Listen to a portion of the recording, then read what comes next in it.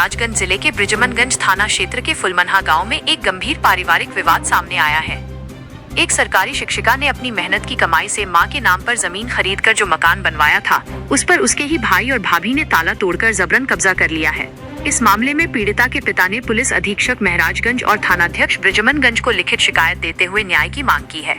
फुलमनहा गांव निवासी चंद्र प्रकाश पटवा ने पुलिस विभाग को दिए गए प्रार्थना पत्र में बताया है कि उनकी बेटी शालिनी पटवा एक सरकारी विद्यालय में सहायक अध्यापिका के पद पर कार्यरत हैं।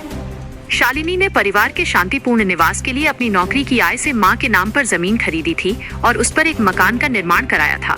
पिता के अनुसार ये विवाद तब गहराया जब बीते 17 अक्टूबर को शालिनी पटवा विद्यालय से घर लौटी।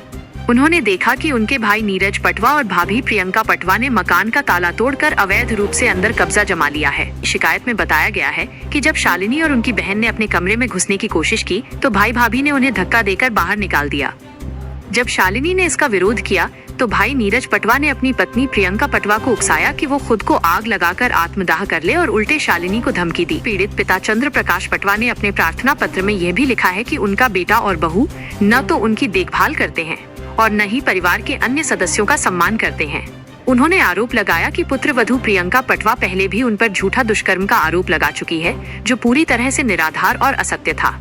चंद्र प्रकाश पटवा ने साफ कहा है कि जब तक उनके सभी बच्चों की शादी नहीं हो जाती, तब तक वो किसी को भी जमीन जायदाद में कोई हिस्सा नहीं देंगे। इसके बावजूद उनके पुत्र नीरज पटवा जबरन हिस्सेदारी की मांग कर रहे हैं और इसी कारण विवाद उत्पन्न कर रहे हैं। पीड़ित पिता ने इस गंभीर मामले में पुलिस अधीक्षक महाराजगंज और थानाध्यक्ष ब्रिजमनगंज से तत्काल हस्तक्षेप कर मकान को कब्जा मुक्त कराने और दोषियों के खिलाफ सख्त कानूनी कार्रवाई करने की गुहार लगाई है।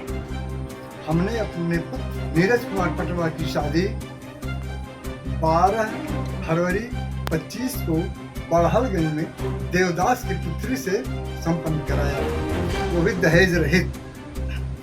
विदाई के बाद 9/5/25 को दोबारा आई। वहां से यह होकर कि हम कुछ गलती नहीं करेंगे, इसने अपना रुतबा शादी के मंडप में ही दिखा दिया है, इसलिए हम उसको लाना नहीं चाह रहे थे। कि हमसे फोन पे माफी मांगी, पापा हम कोई गलती नहीं करेंगे, उसकी रिकॉर्डिंग मेरे पास है। 26 ये कहती है कि हम जो है किसी को, अपने हस्बैंड के अलावा किसी को नहीं देखेंगे घर में। इसके लिए वाद विवाद होता रहा। 26/6/25 को ये घर से अलग रहने के लिए चली गई।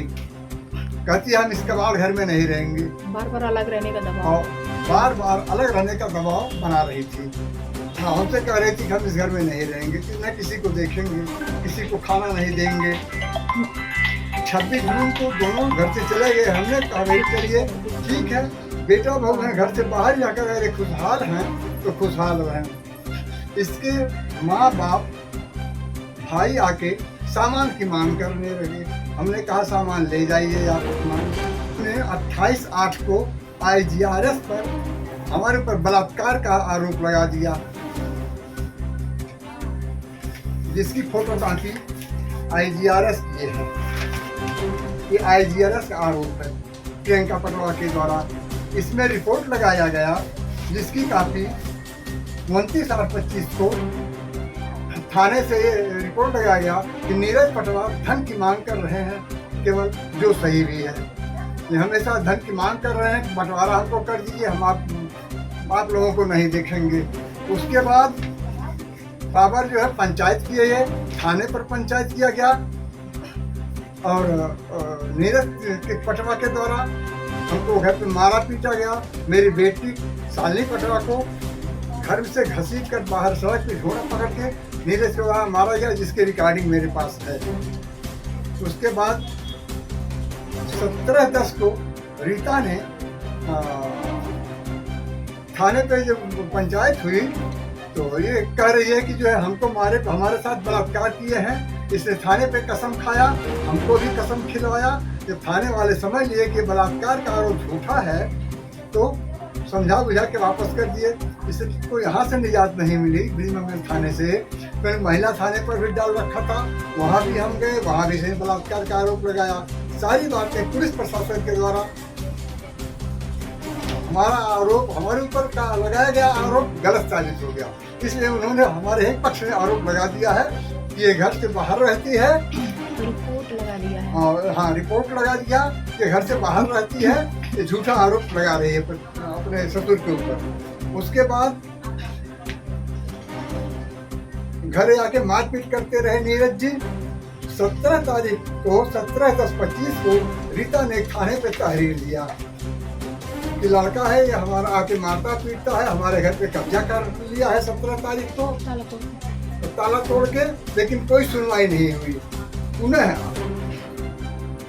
18 तहसील दिवस में हमने पुनः दरखास्त दिया, जिसकी कॉपी ये है।